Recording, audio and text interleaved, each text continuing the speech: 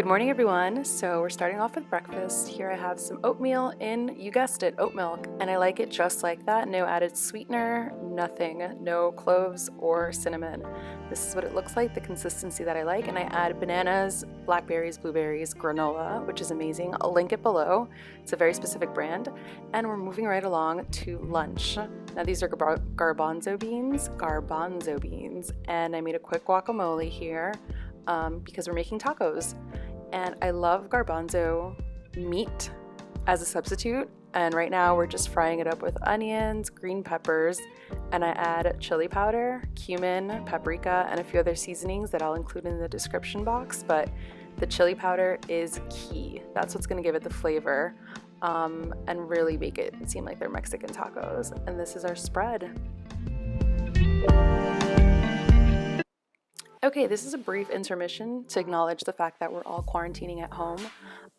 This is out in Brooklyn. I went to Brighton Beach with my cousin. Enjoy.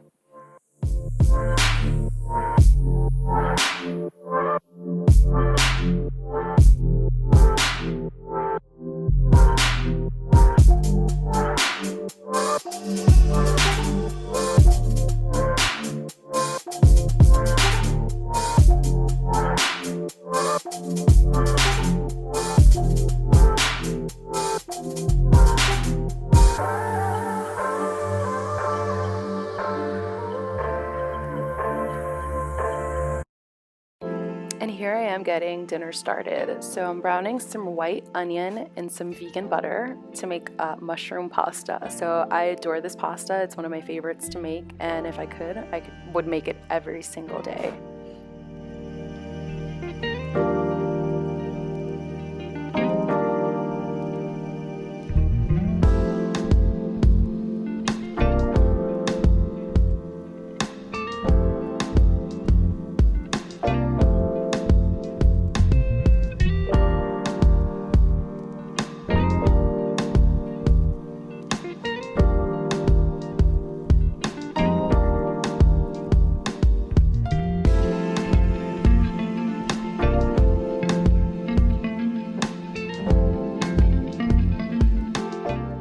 So we've diced up all of those mushrooms. We're just going to add them to, again, low heat vegan butter, just to make sure they're nice and browned.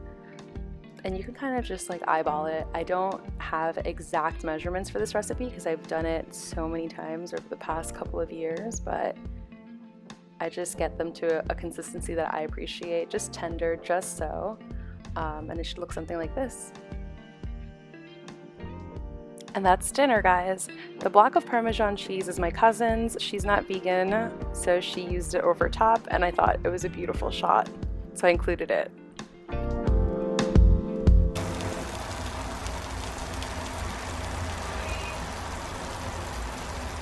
Surprise, surprise, we are dicing onion and garlic. Actually, I'm gonna fry that up with some cumin seed because we're making a curried lentils. These are amazing. They're a new recipe that I'm trying out because I have a lot of black lentils at home. And here you can see the roasted tomato along with other spices that I'll include below. This recipe is incredible. If you try anything out of what I'm showing you, this would be the recipe to try if you're a fan of curry. It tastes phenomenal, like nothing I've ever had before.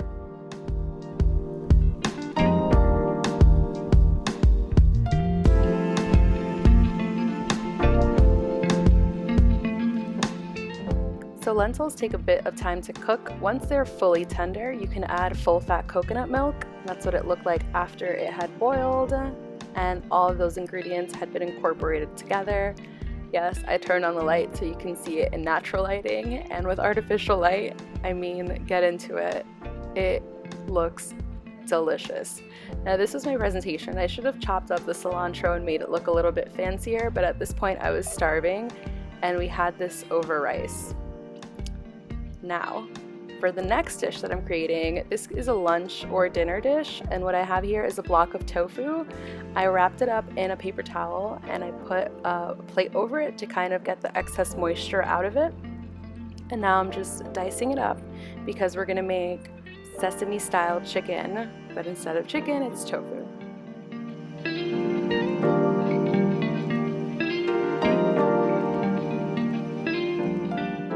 I will say I was quite unhappy with how this dish turned out, and you guys will see it later.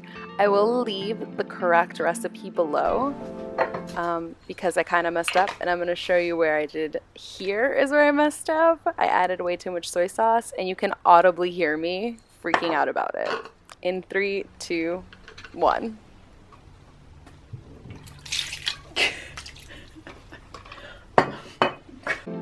Okay, so for you guys to learn from my mistake, first off, you should coat the tofu with sesame oil and then add cornstarch. When you add the cornstarch, make sure every single piece of tofu is coated in cornstarch, or else this recipe will not work.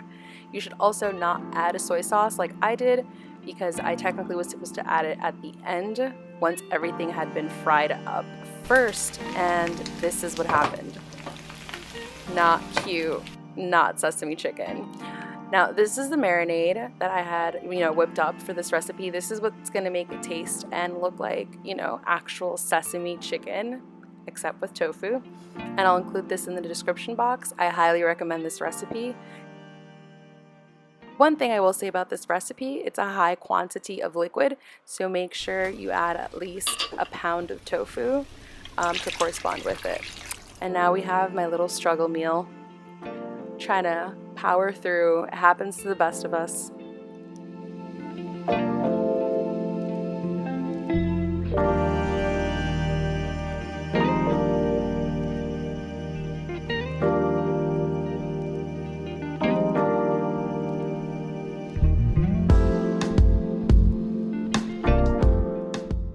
This is a cute little time lapse of the sesame sauce thickening up in real time. That's because of the cornstarch that was added to it. I make sure whenever you add cornstarch to a recipe that you first dissolve it in a cup of water separately and then add it.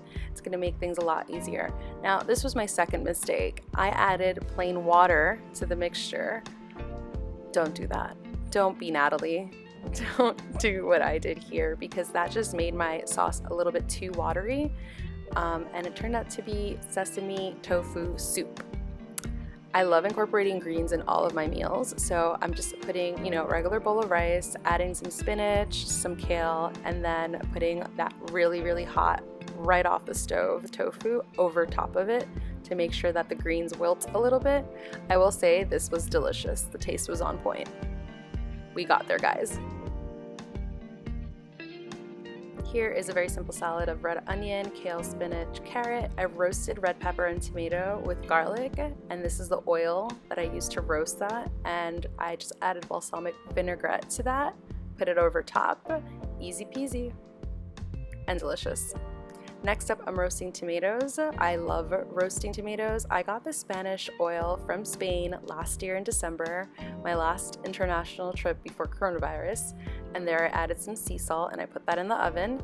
And these are the organic black lentils that I use for my recipes, or making lentils again. This is my second favorite recipe, and it does not require that much ginger. I sliced it up and I added a cardamom seed. This is whole cardamom. This is not what you want. You want cardamom pods, but I accidentally bought that and I'm rocking with it.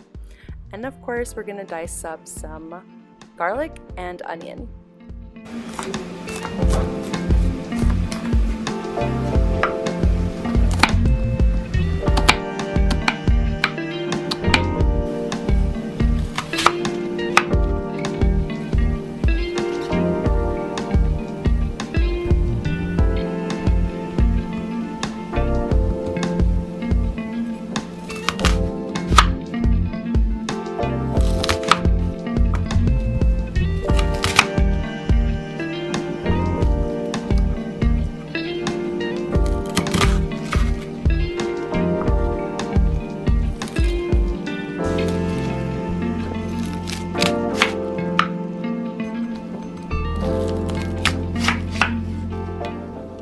I feel like every vegan knows this experience of chopping up red onions, chopping up garlic, and we have some fresh ginger on the side. I love this. Can you smell it through your screens?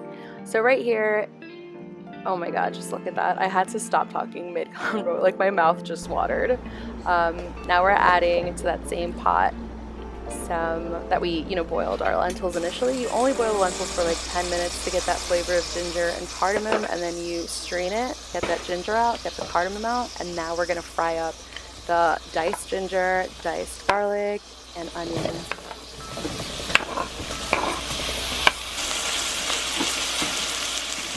Can you smell this through your screens? I can smell it. It smells amazing.